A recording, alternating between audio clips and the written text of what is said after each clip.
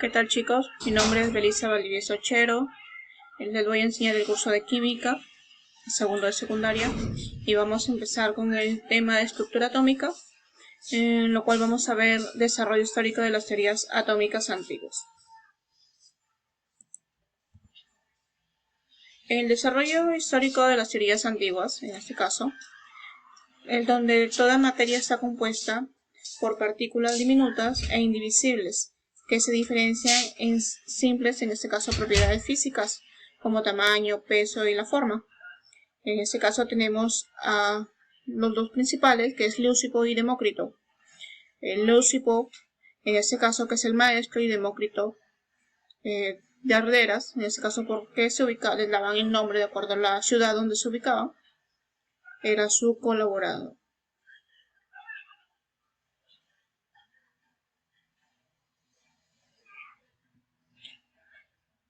Tenemos también lo que es la alquimia, que es la transmutación, en este caso, de los metales ignobles en metales nobles, mediante ¿quién?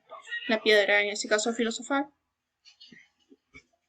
Muchos alquimistas dedicaron, en este caso, su vida en buscar la piedra filosofal, y estaba, en este caso, relacionada con el oro. Debido a la cualidad de la duración que tiene, pensaban que si podían controlar la creación del oro con esos materiales, quizás podrían, en este caso, alcanzar la vida eterna. Entonces, ellos pensaban que con la piedra filosofal, ellos al obtenerla podían cualquier metal, sea innoble o sea común, en transformarlo en oro, un metal noble. Tenemos también la época de Lavoisier, que es en 1928. En este caso se le conoce como el padre de la química, y va a enunciar, en este caso, su teoría, en este caso, de la materia, que dice que la materia ni se crea ni se destruye, solo se transforma. También me va a dar a entender que una reacción química, en este caso la suma de sus masas de los reactivos es igual a la suma de las masas de los productos. O sea, todo lo que entra en un proceso tiene que salir igual en el proceso. Si entran 10 kilos, tienen que salir 10 kilos. En una reacción química también me dicen que los átomos no se desaparecen, simplemente se ordenan en otra manera. Entonces se van a reordenar en la reacción. Entonces, si yo tengo un reactivo, se puede decir, supongamos tengo hidrógeno más oxígeno, al momento de ocurrir la reacción no van a desaparecer, sino simplemente van a ordenar y van a formar una sustancia, en este caso que es el agua. Tenemos también las teorías de John Dalton, que es en el año 1805, en donde él se basó en la teoría de la ley de la conservación de la masa y la ley de la composición, en este caso constante. Y él va a decir que la primera, en este caso, parte de su teoría va a establecer que toda la materia está hecha de átomos que son indivisibles. Entonces coincide con la teoría, en este caso, del Leucipo y Demócrito.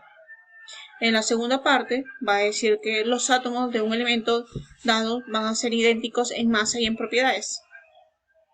La tercera parte dice que los compuestos son combinaciones de dos o más tipos diferentes de átomos. Aquí en esta tercera parte va a coincidir con Lavoisier. O sea, los compuestos al combinarse van a dar diferentes tipos de átomos. O sea, no desaparecen, sino van a dar los mismos átomos. La cuarta parte de su teoría establece que una reacción química es un reordenamiento de los átomos, en la teoría de Lavoisier. Antes, en este caso, parte de su teoría tuvieron que ser modificadas con base en el descubrimiento de las partículas subatómicas y los isótopos. Entonces, posteriormente, esas teorías van a ser descartadas o se van a modificar. ¿Con qué? Con el descubrimiento de las partículas subatómicas y los isótopos. Entonces, los átomos van a tener partículas subatómicas, en este caso. Para eso nosotros tenemos las teorías de Thomson. Thomson, ¿qué me dice? Propuso el modelo, en este caso, que lleva su nombre y explica la estructura, ¿ya? Que consiste que en una esfera de metal rígida va a estar cargada, en este caso, negativamente, la esfera va a ser positiva. En este caso, se va a conocer como el budín de paz. Dice, consiste en una esfera de materia no uniforme cargada positivamente, donde se van a incrustar, en este caso, partículas negativas. es decir, se van a incrustar los electrones. Entonces, como vemos aquí en la figura, las pasas van a ser los electrones que van a ir incrustadas, se puede decir, en la esfera, que está cargada positivamente. Por eso se le conoce como, se le asoció eso como un budín, un postre inglés, que es el budín de pasas. De ahí tenemos las modelos de Rutherford, en este caso, que es 1906, el átomo nuclear, en donde que dice que el átomo va a tener corteza y núcleo. La corteza del átomo, en este caso, lo que está acá, van a girar los electrones a una velocidad, en este caso, alrededor del núcleo. El núcleo va a estar cargado positivamente, va a tener protones y neutrones. De ahí me dice que el núcleo, en este caso, posee la práctica totalidad, en este caso, la masa del átomo. Entonces, en el núcleo yo voy a saber la masa del átomo. De ahí tenemos, en este caso, la teoría de Bohr. En el caso del modelo de Rutherford, se considera como un, se puede decir, un sistema planetario solar. La teoría de Niels Bohr, en donde, ¿qué me dicen? Los electrones describen órbitas circulares alrededor del núcleo. Los electrones viajan en niveles determinados de energía. De ahí me dicen también, en ese caso, que los electrones pueden saltar de un orbital, un nivel energético menor, a uno mayor, si se les proporciona energía. Cuando los electrones, en este caso, ingresan a un nivel de energía estacionario, van a liberar luz. Entonces, tengo los electrones que van a girar alrededor del núcleo a una determinada velocidad. Entonces, esos electrones de menos energía, van a saltar a uno más externo que tenga más energía, que les proporcione más energía, o sea, van a poder trasladar. Y en este caso van a liberar energía. En el modelo de Sommerfeld, que van a ser las circunferencias elípticas, se refiere que el núcleo de los átomos, en este caso, no permanece quieto, no va a estar quieto, sino que ya sea el electrón, en este caso, o el núcleo, ambos realizan un movimiento en torno al centro de masas del sistema, que se encontrarán cercano al núcleo, debido en este caso a que posee una masa miles de veces mayor que la masa de electrones. Eso hacía coincidir con la frecuencia calculada en la experimental. Entonces, ¿a qué se refiere? Que el modelo de Bohr son las órbitas circulares redondas. Los electrones giran alrededor de él en forma circularmente. En cambio, en el caso de Sommerfeld, van a circular en forma elíptica. Y va a haber un momento que al circular en forma elíptica, ese electrón va a tener un acercamiento al átomo. No se va a juntar, pero va a pasar lo más cerca posible de él. Entonces, a eso se refiere el modelo de Sommerfeld. Por lo cual, en ese caso, él induce lo que es el número cuántico secundario. Me dice que las líneas espectrales se desdoblan, como ven acá. Para explicar este punto, va a usar en ese caso unos electroscópicos que va a poder ver los electrones y va a ver, en ese caso, cuando van las órbitas elípticas como circulares. O sea, el electrón va a tener órbitas circulares y elípticas y va a añadir un segundo número cuántico, que es el secundario, L.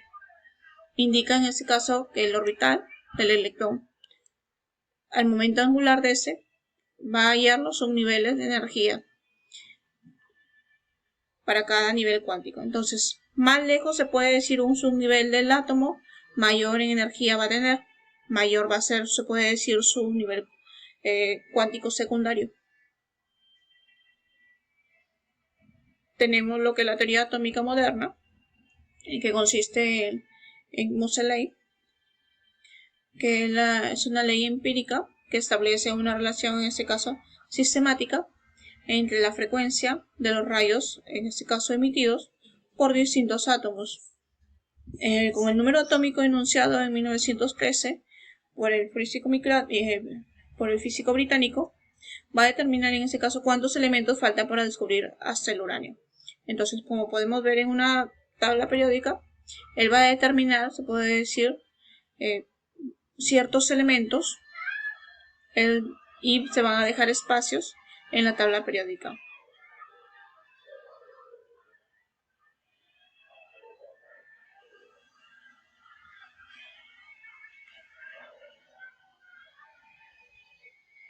En el caso del átomo, el átomo es un sistema energético en equilibrio, debido a la cual presenta igual, en este caso, número de y electrones siendo neutro.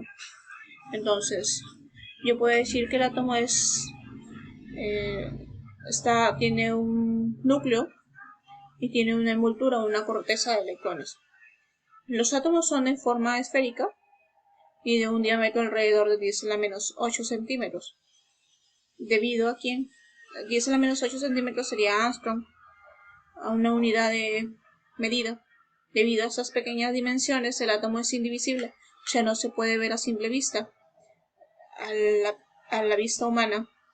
Pero es posible en este caso fotografiarlo usando ondas no visibles. O sea, hay equipos especiales que tienen la medida, esa longitud se puede decir 10 a la menos 8 centímetros y se puede observar. De los cuales tenemos las partes de nuestro átomo, tenemos el núcleo. En el núcleo van a estar los neutrones y los protones. Los neutrones no tienen carga, los protones tienen carga positiva. Y la envoltura, que es la nube electrónica, que es un REMP, se puede decir, región energética de máxima probabilidad de electrones. Entonces la envoltura, la nube electrónica, va a ser la región energética de máxima probabilidad de electrones, donde vamos a encontrar los electrones. Tenemos las partículas fundamentales del átomo, en este caso, que son tres. Tenemos lo que es el protón, neutrón y electrón, que ya hemos visto en sus partes. Tenemos la ubicación donde se encuentra, el protón se encuentra en el núcleo, el neutrón en el núcleo y el electrón en la nube electrónica. Tenemos los símbolos, el protón es la P más, el neutrón es N, puede ser N bonita arriba, el electrón E minúscula a la menos. La masa tenemos la en kilogramos y la unidad de masa atómica. En kilogramos tenemos que el protón vale 1,672 por 10 a la menos 27. El neutrón igual vale 1,675 por 10 a la 27. Y el electrón, en este caso, que está en la nube electrónica, vale 9,11 por 10 a la 30 y menos 31. Como podemos ver, en este caso, el electrón tiene menos 31, es más pequeño que el neutrón y que el protón. En el caso de la unidad de masa atómica, entonces el protón tiene 1,07, el neutrón 1,0089 y en el electrón 5,5 por 10 a la menos 4. Sigue siendo más pequeño. En el caso de la carga tenemos carga Coulomb y carga relativa. Con respecto a la carga va a ser 1,6 para el protón, como sabemos que el protón es positivo, va a ser más 1,6 por 10 a la menos 18. Y tenemos el neutrón que va a ser 0, no tiene carga. El electrón va a ser negativo 1,6 por 10 a la menos 18. Respecto a la carga relativa, en este caso el protón va a ser más 1, el neutrón no tiene carga y el electrón va a ser menos 1. Entonces, esas son las partículas fundamentales del átomo, su unidad de masas y en este caso la carga que tiene. Por lo general nosotros usamos las cargas de 1,6 por 10 a la menos 18 y más 1,6 por 10 a la menos 1. O la carga relativa de más 1 y menos 1. En el caso de un átomo también se puede representar en forma simbólica como el número de masa, en este caso, la letra E, que va a ser el elemento, la letra A, que está en la parte superior izquierda, va a ser el número de masa, la letra Z, que va a ser en la parte superior inferior, se puede decir izquierda, va a ser el número atómico como Z, y en este caso, si tiene carga, va a ser iónico, va a tener una carga en la parte superior derecha, como Q, carga iónica. Aquí tenemos el ejemplo de un elemento, es estado neutro, se puede decir normal. Entonces tenemos el elemento que es el neón, Ne, tenemos el número de másico que va a ser 22 y el número atómico 10. ¿Por qué el número atómico 10? Porque va a estar en el décimo lugar, contamos 1, 2, 3, 4. Entonces lo vamos a ubicar en el número 10, a posición 10. También tenemos en este caso representación de su masa y su número atómico. Cuando decimos número atómico, que va a ser Z, es el número de protones. Número atómico, Z va a ser el número de protones en el núcleo del átomo, permitiendo en este caso identificar el elemento químico. Cuando decimos número de masa, que va a ser A, también llamada masa atómica, nos va a indicar la cantidad de nucleones, o sea, protones y neutrones contenidos en el núcleo del átomo. Se determina mediante la suma de protones y neutrones. Entonces nosotros tenemos que A, que es la masa atómica, número atómico, el número de masa atómica. Entonces, ¿qué es? Va a ser los protones más neutrones. Y que el Z va a ser igual al número de protones. Número atómico es igual al número de protones. Entonces, si yo esto igualo, yo voy a tener que